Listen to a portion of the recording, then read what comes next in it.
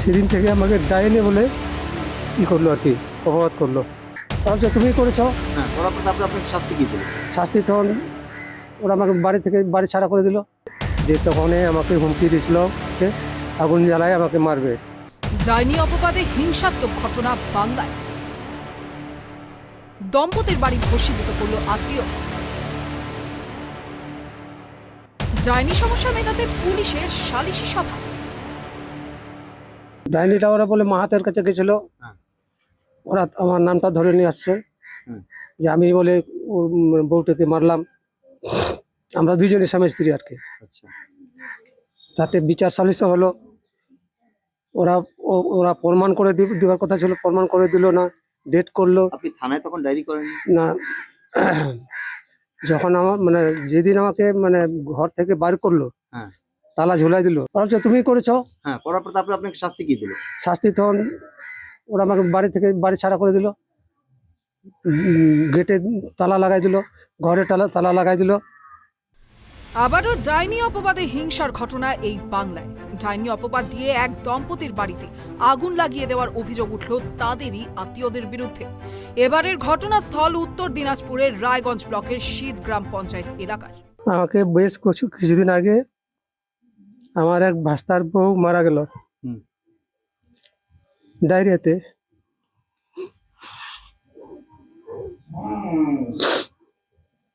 সেদিন থেকে আমাকে ডাইনি বলে ই করলো আর কি, অপবাদ করলো। আমরা বলে ওকে মারছি। ওই ভাস্তার বউ মারা যাওয়ার পর থেকে এই যে আমার পিছনে লাগলো, অনেকবার হুমকি দিয়েছে এবং গ্রাম সালিশে বসা হয়েছে পঞ্চায়েত সদস্যকে নিয়ে। আগুন লাগার সঙ্গে সম্পর্ক কি?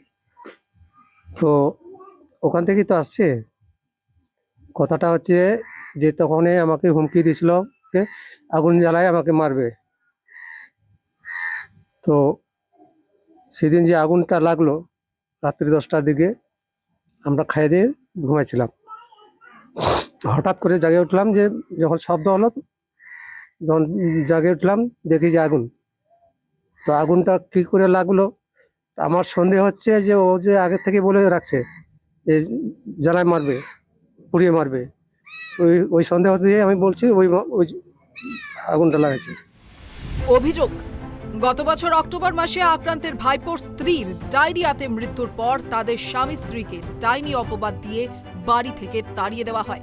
তাদের ওপর শারীরিক নির্যাতন করা হয়। সেই সময় পুলিশে খবর দেওয়া হলে এলাকায় পুলিশের উপস্থিতিতে সালিশি সভায় মীমাংসা করিয়ে পুলিশ তাদের বাড়িতে রেখে দিয়ে যায়। ঘটনা হয়েছে, আমার একটা বৌদি মারা গেল। 2 দিন পরে আমার কাকা আসে ধমকি দিচ্ছে কি এ বাড়ি থেকে এদেরকে তাড়াই দিব। তখন বাবাকে বললাম, বাবা তুমি বাড়িতে থাকো না, তুমি থাকলে তোমাকে মেরে দিবে আমার কাকুরা। তখন বাবাকে সরে যেতে বললাম। তখন বাড়িতে ছিলাম আমি একা। তারপরে আমার বোনটাকে বললাম যে তুই ওখানে থেকে চলে আসিস বাড়ি থেকে, আমি একা থাকতে পারবো না, ভাই ছিল না বাড়িতে। তারপরে একটু পরে একদম কাকুরা সবাই চলে আসে বাড়িতে, একদম আমাদেরকে মারতে। আমাকে বলতেছি কি তোরা বাড়ি থেকে বার হয়ে যা, নাহলে তোদেরকে আমরা মেরে ফেলে দিব। বাড়ি থেকে গাড় ধাক্কায় মেরে বার করে দিল, আমাদের কাগজপত্র হাতে থেকে নিয়ে নিল। নিয়ে যাওয়ার পর দরজা তালা বন্ধ লাগায় আমাদেরকে দুইজনকে খুবই মারছে। 2 দিন আমরা হসপিটালে ছিলাম। থানাতে সবকিছু জানার পর পুলিশ আসলো, পুলিশ কিছু করলো না, শুধু সংশোধন করে দিল বলে ওরা তাও মানলো না। এরকম করে থাকিলাম, যখন তখন বাবাকে হুমকি দেয় মাঠে গেলেও মারবে বলে, চাষ করতে দিবে না, রাস্তাঘাটে পেলে মেরে দিবে। কিন্তু এখানেই ক্ষান্ত নয়। ভাই ও ভাইপোরা মিলে প্রাণ নাশেরও হুমকি দেয়। ডাইনি প্রথা দূরীকরণে যখন কড়া আইনি নিদান রয়েছে, তখন কেন সালিশি সভায় পুলিশ?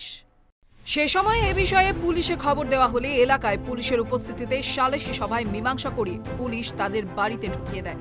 কিন্তু এরপরেও হুমকি থামেনি বলেই অভিযোগ আক্রান্তের। তার ভাই ও ভাইপোরা মিলে তাকে মারধরের, এমনকি প্রাণনাশেরও হুমকি দিয়েছিল, এমনটাই অভিযোগ। শুধু হুমকিতেই থেমে থাকেননি তারা, তাদের শারীরিক নির্যাতন করা হয়। আমাদেরকে 2 বোনকে খুবই মারছে। আমরা তো শ্বশুর বাড়ি থেকে বাপে, মেয়ের কি অধিকার হয় না? এখানে আসলেই বলে কেন আসবে তোমরা, তোদের কোনো অধিকার আছে?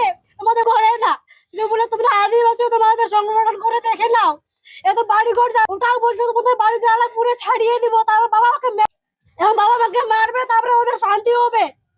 ভাইকে ওখানে থাকতে দিবে না, এখান থেকে তাড়িয়ে দেওয়ার চেষ্টা করছে ওরা। ওরা কোথায় যাবে, কিভাবে থাকবে? শুধু পুলিশ সব বলতে কিছু চলে পড়ে ছাই হয়ে গেছে। আমরা দেখতেছি তদন্ত করে কি হচ্ছে না হচ্ছে, এটা শুধু বলে চলে গেল, আর কিছুই বললো না। আগের বার ওরকম বললো, এবারও ওরকম বলতেছে, কিছুই দেখতেছি না, শুধু দেখেই চলে যাচ্ছে আর কিছু বলতেছে না। সব চলে পড়ে চলে গেল। কাগজপত্রগুলো এদিকে শনিবার রাতে তাদের বাড়িতে আগুন লাগিয়ে দেওয়া হলো বলে অভিযোগ। পোড়া গন্ধে ও শব্দে ঘুম ভেঙে দাউ দাউ করে আগুন জ্বলতে দেখেন ওই দম্পতি। প্রতিবেশীরা ও পরে দমকল বাহিনী গিয়ে আগুন নিয়ন্ত্রণে আনে, তবে তাদের সর্বস্ব পুড়ে ছাই হয়ে গেছে বলে দাবি। সেদিন যে হঠাৎ করে আগুন লাগলো, আমরা তো সবাই ঘুমায় গেছিলাম, আমরা কি জানি যে আগুন লাগাবে। যখন শব্দ হলো খুব, আগুন যখন দাউ দাউ করে জ্বলতে আরম্ভ করলো, তখন দূরে বার হলাম, দেখি যে এই এই এই জায়গাতে আগুন, আর আমি ওদিকে যেতে পারলাম না। এবার পরে এই ঘটনায় রবিবার রায়গঞ্জ থানায় লিখিত অভিযোগ দায়ের করেন আক্রান্ত, কিন্তু পর দুবার এ ধরনের ঘটনা ঘটলেও পুলিশ অভিযুক্তদের কাউকে আটক বা গ্রেফতার করেনি। আর এতেই আতঙ্কিত ওই দম্পতি বলে জানান, এরপরেও তাদের ওপর প্রাণঘাতী আক্রমণ হতে পারে বলে অভিযোগ। তালা খুলে দিল পুলিশ, নারায়ণবাবু তালা খুলেছে।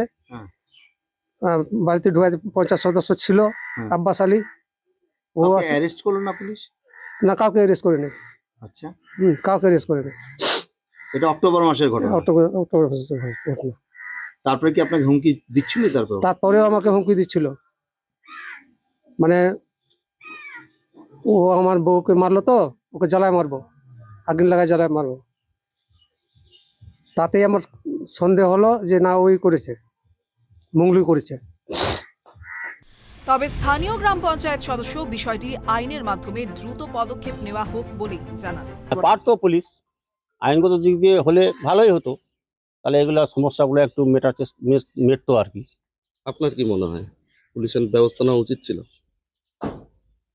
হ্যাঁ, উচিত ছিল, যেহেতু সালিশ হয়েছিল একটা, পুলিশ তো সেটা ভাবে নাই যে মানে এরকম এত দূর বাড়া যাবে।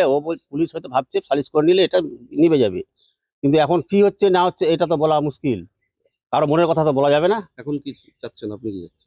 আমি কি চাচ্ছি, ওরা প্রতিবেশী, ওরা ভাই ভাস্তা নিয়ে গন্ডগোল, ওরা যেন শান্তিতে থাকে, তার ব্যবস্থা করুক। কিন্তু প্রশ্ন উঠছে,